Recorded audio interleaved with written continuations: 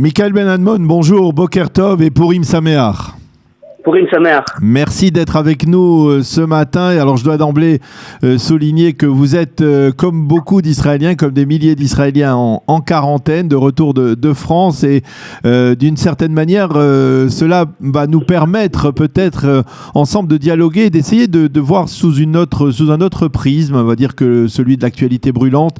Eh bien, comment doit-on réagir à ce qui se passe actuellement, cette épidémie de coronavirus qui tombe en pleine fête de Purim, dans le cadre de ces festivités de Purim, qui entrave ces festivités de Purim et qui entrave, on va dire, la vie de tout un pays et même, on va dire, de l'ensemble de l'humanité. Alors, la première question, on va peut-être la lier à la fête de Purim. Dans la fête de Purim, on voit que justement la reine Esther, pour faire face à un décret, eh bien, elle appelle à rassembler l'Erknos et Kol HaYehudim. C'est Mordechai qui lui demande de rassembler. Non, c'est elle qui demande à Mordechai de rassembler l'ensemble des Juifs des pays de Perse pour aller contre le décret d'Aman. Alors la question, c'est de dire, est-ce que finalement l'unité dans une nation, eh bien, elle peut permettre de remettre en cause, on va dire, un tel décret, une sorte d'épidémie. Est-ce que quand on est uni, eh bien, on peut faire face plus facilement à un tel défi? Alors oui, je crois que oui, ça veut dire qu'évidemment l'Erknos Kol HaYehudim, qui est sûrement un des points principaux de Purim, de se réunir, d'être entre nous, c'est très important, mais la question de l'épidémie n'est pas une question juive. La question de l'épidémie, c'est une question universelle, oui, parce qu'elle touche toute l'humanité. Et je crois que dans ces moments-là, justement, c'est peut-être des moments qui nous font prendre conscience qu'on fait partie vraiment d'un tout et que notre spiritualité ne doit nous empêcher de nous enfermer entre nous. Je crois qu'il y avait une conscience très claire depuis les temps bibliques. En fait, vous savez, l'épidémie, la Magéfa, oui, c'est quelque chose qui touchait l'humanité depuis les temps bibliques. On a beaucoup de textes dans la Bible, dans le Talmud, dans le Zohar, dans la pensée juive, qui parlent de l'épidémie et qui la présentent justement comme étant une sorte de grande énigme. C'est l'énigme, en fait, du monde, parce que le monde, pour le juif, pour le religieux, mais pour le juif de façon plus particulière, eh bien, n'est pas neutre. Le monde exprime la volonté de Dieu. La nature, également, elle-même vient exprimer quelque chose, mais quelque chose qui ne nous est pas transparent. C'est-à-dire qu'il est très difficile pour nous d'essayer de trouver les desseins de Dieu et puis d'appliquer en fait une logique un petit peu, je dirais, pseudo-implacable, oui, au phénomène du monde. De dire le corona ou l'épidémie est arrivé au monde parce que, dès lors que l'homme se permet d'émettre ne serait-ce qu'une hypothèse sur le parce que, eh bien, on est déjà, à mon avis, en dehors de toute pensée religieuse parce oui, qu'on est déjà en train d'exprimer ce que Dieu veut. Oui. Or, ce que Dieu veut, nous ne le savons pas, nous le recherchons. Mm-hmm. Alors, n'y a-t-il pas là une sorte de paradoxe justement, et j'y pensais parce que, dites-moi si je me trompe, mais ça nous rappelle quelque part, pour ceux qui étaient en Israël à l'époque, la guerre du Golfe, la première guerre du Golfe, où les Israéliens étaient aussi, on va dire, retranchés dans leur chambre étanche, et étaient au niveau de toute la nation, et finalement on n'avait jamais senti autant d'unité dans cette nation. Est-ce que justement pour parvenir à une forme d'unité dans la nation, on est une semaine après les élections, après une campagne électorale extrêmement dure, des attaques politiques, etc. Est-ce que peut-être pour exprimer une unité au sein de la nation, il faut parfois savoir se replier sur soi-même? Oui, c'est la logique en fait de la guerre. Ça veut dire que en temps d'épidémie comme en temps de guerre, on a l'impression que tous les débats qui nous partagent en fait disparaissent. Mm-hmm. Et qu'en réalité on se retrouve, je dirais, dans une condition totalement nouvelle.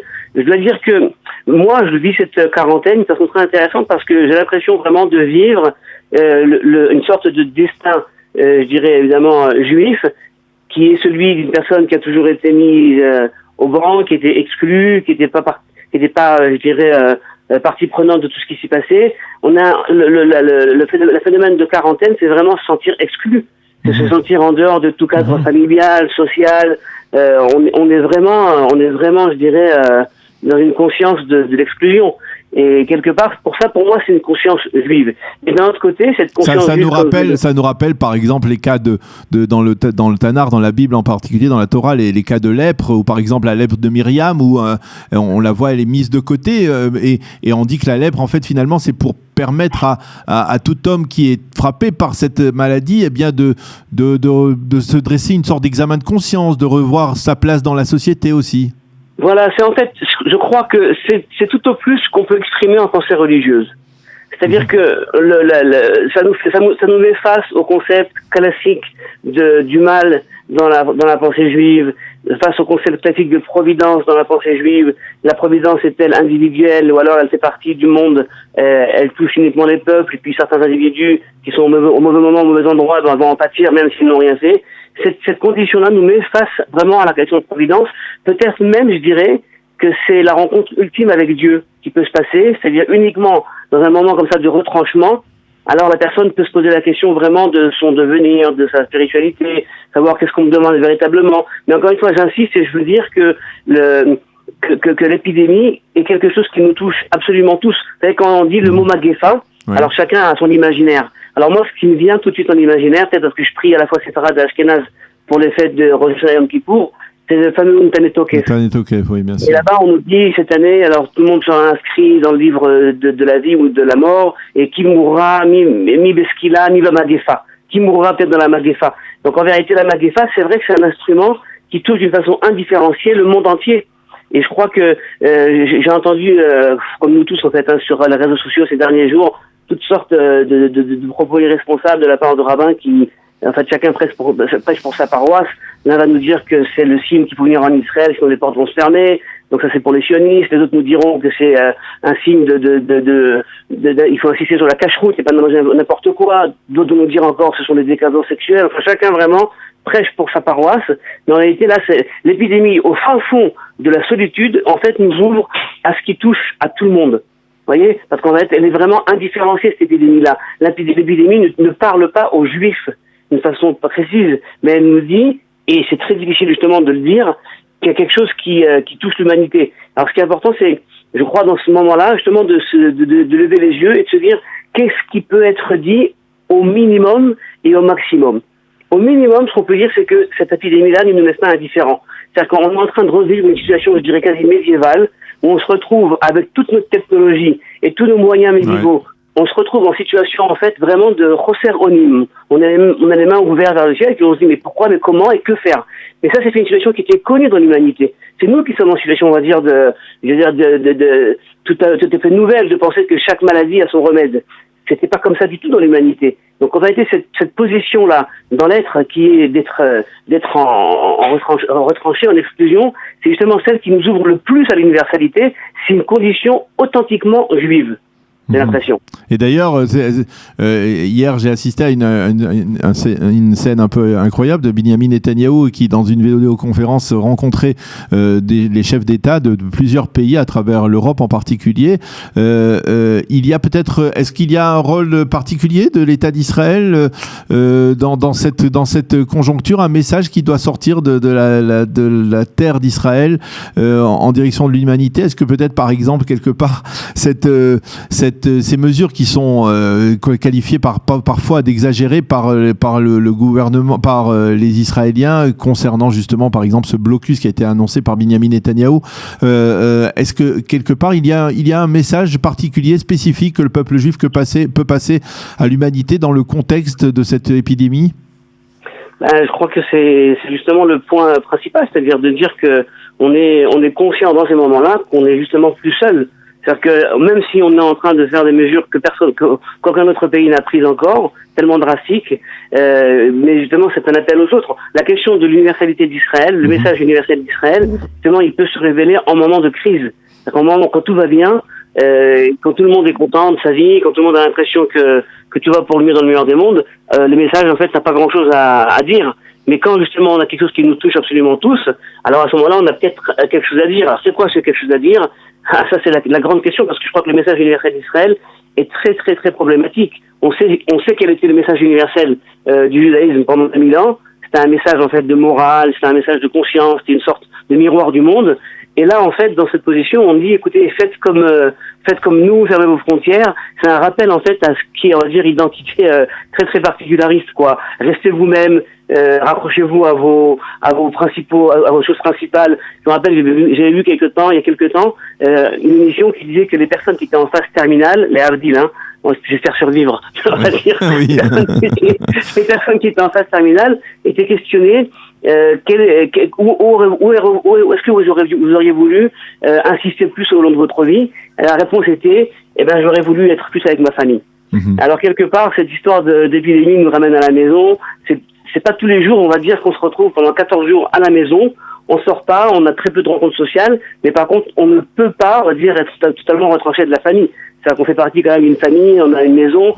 C'est quelque chose qui nous parle énormément. La famille, ce sont des vraies valeurs, quoi.